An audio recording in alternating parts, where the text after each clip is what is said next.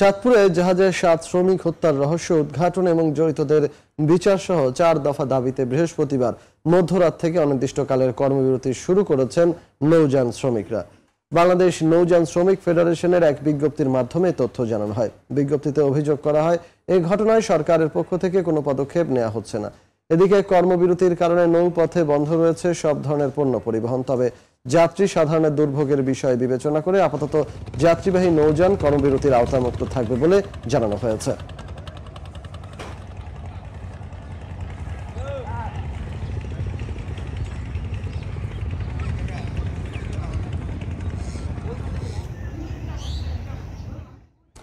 এ বিষয়ে আরো জানাতে রাজধানীর পোস্তগোলায় আছেন সহকর্মী আসিফ মোহাম্মদ সিয়াম এবং বরিশাল থেকে যুক্ত হচ্ছেন অপূর্ব অপু। প্রথমেই যাচ্ছি সিয়ামের কাছে।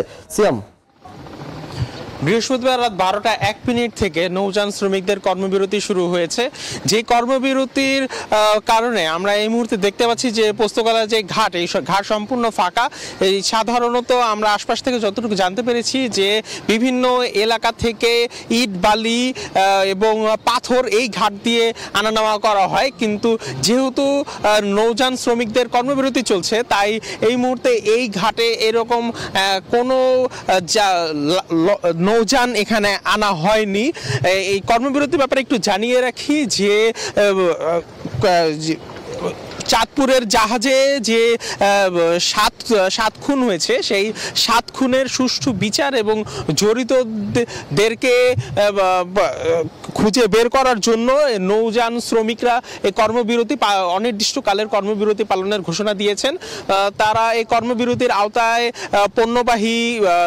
পণ্যবাহী লঞ্চ, বালুবাহী, গ্যাসবাহী, তেলবাহী লঞ্চকে এর আওতাভুক্ত রেখেছেন। তবে তারা জানিয়েছেন যে যেহেতু এখন বছরের শেষ সময় এবং এই সময়ে সাধারণ মানুষ বিভিন্ন দেশের বিভিন্ন প্রান্তে যাতায়াত করে থাকেন, তাই তাদের ভোগান্তির কথা মাথায় রেখে তারা যাত্রীবাহী লঞ্চ চলাচল স্বাভাবিক রেখেছেন। এবং আমরা সকালে দেখতে পেয়েছি সদরঘাটে যাত্রীবাহী লঞ্চ স্বাভাবিকভাবে চলাচল করছিল এবং সেখানে সাধারণ যাত্রীরাও তাদের নির্দিষ্ট সময়ে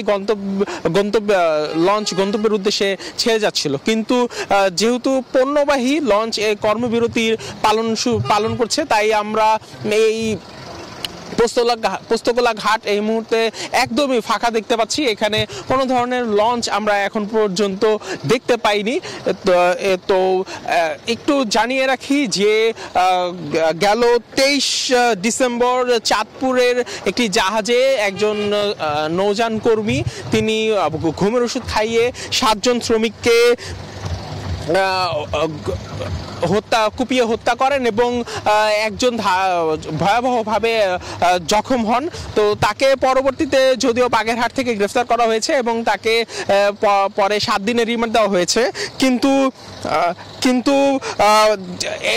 নৌযান শ্রমিকরা ধারণা করছেন যে এই ঘটনার পেছনে আরও কারণ রয়েছে এবং আরও অনেকে জড়িত রয়েছেন। তাই এই জড়িতদের বিচারের দাবিতে তারা কর্মবিরতি পালন করছেন। তো নৌযান শ্রমিকদের কর্মবিরতির ব্যাপারে বরিশাল থেকে সহকর্মী অপু আহমেদের কাছে চলে যাব।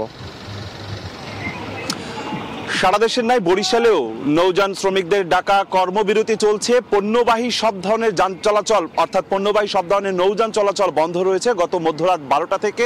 আজকে সকাল থেকে আমরা বরিশালের যে কীর্তনখোলা নদীর আশপাশে এলাকা ঘুরেছি, দেখেছি। এই মুহূর্তে আমি আছি বরিশালের কেডিসি ঘাটে। এখানে সাধারণত পণ্যবাহী যে জাহাজগুলো আসে, নৌযানগুলো আসে, এই পণ্যগুলো এখান থেকে খালাস হয়ে থাকে। তবে গতকালকে মধ্যরাত থেকে আজকে এখন পর্যন্ত কোনো এখান থেকে জাহাজ আসা যাওয়া করছে না। সবগুলো নোঙর করা অবস্থায় রয়েছে। গত রাতে যেগুলো এসেছে সে পর্যন্তই রয়েছে এখন পর্যন্ত, এবং যে পণ্য নিয়ে এসেছে সেগুলো খালাস চলছে, কিন্তু নতুন করে কোনো জাহাজ এখান থেকে আসছেও না, এখান থেকে যাচ্ছেও না।